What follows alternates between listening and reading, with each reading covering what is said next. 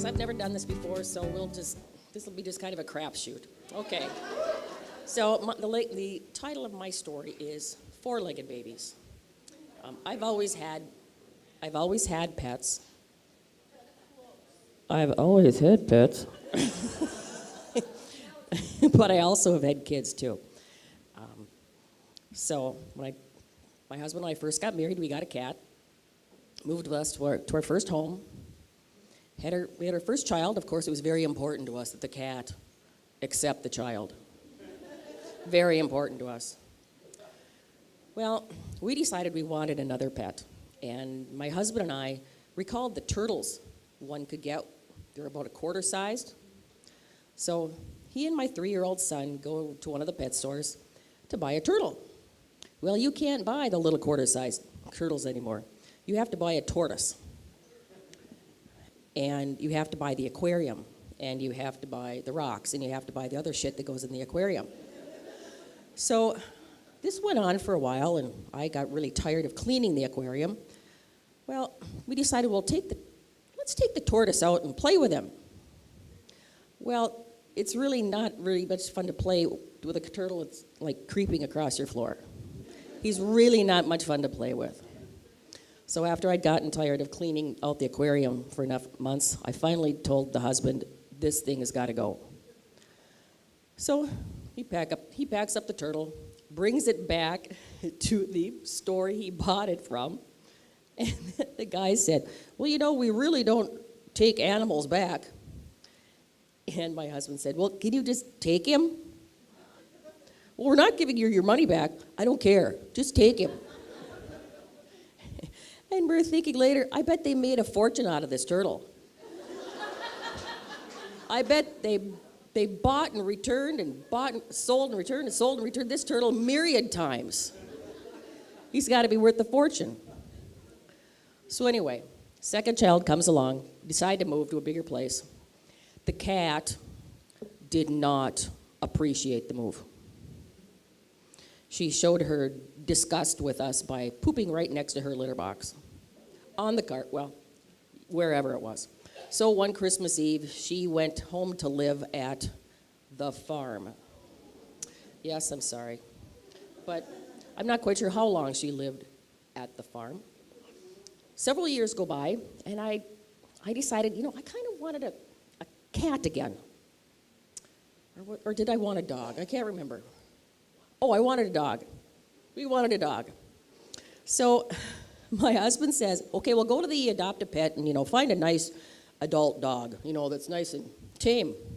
No, I go to the shelter and I bring home a Samoyed puppy. And little did I know, it's an extremely high-strung breed. We had this poor dog. I bet it was 6 months.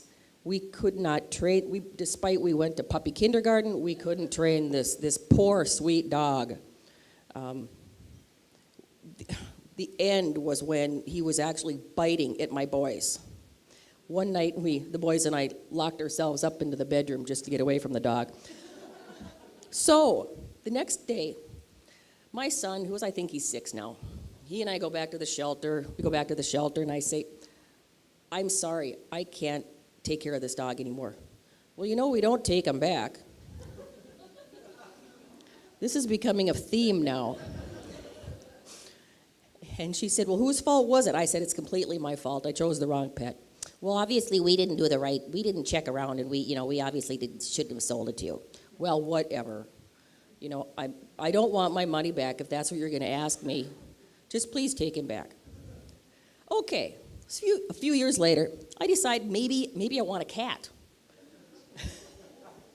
So I call a different animal adoption agency. And we were going to be a foster home. They came and did a home visit,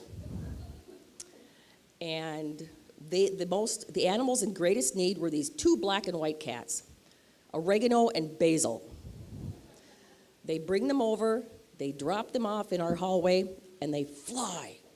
I have no idea where they went. We set out food. They came out in the evenings and ate it. We never saw them during the day. And about 4 weeks into this, my husband is saying, this isn't such a bad deal. Yeah, they're here somewhere. They're pooping in the litter box. They're eating. We don't have to see them. Well, about a week later, I'm vacuuming in my basement, and I discover one or at least two had diarrhea. Okay, that's it. These are foster cats, and they're not my babies, okay? So we decided we were going to kennel. They were feral cats, basically. They were feral, and that I brought into our home. So we decided we'd had enough with these fucking cats. So we get one in the kennel. I don't even know which one we got, basil or oregano. I don't fucking care anymore. But so anyway, we can't catch the second one. We're all over the house. My boys, I think, are 4 and 7. And it's like a safari. The boys are so excited. Mom, I've got him over here. So we trap him in the bedroom. And he's under the bed. And one boy goes, Mom, I've got him.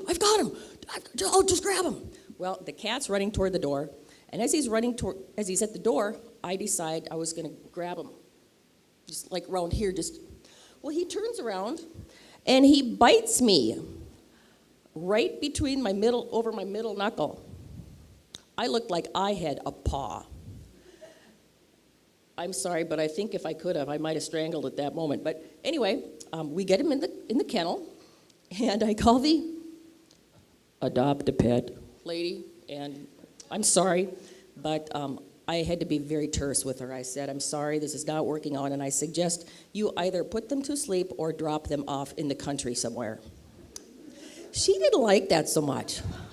Not much at all.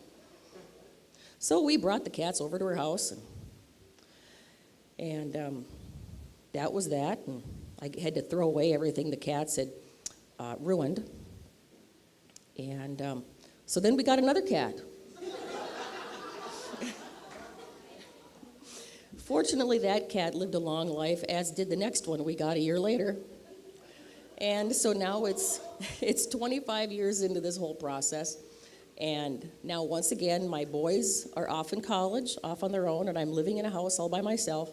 And so this poor little sweet gray and white Libby, who I am allergic to, and who shoots fur everywhere, she is now still my baby.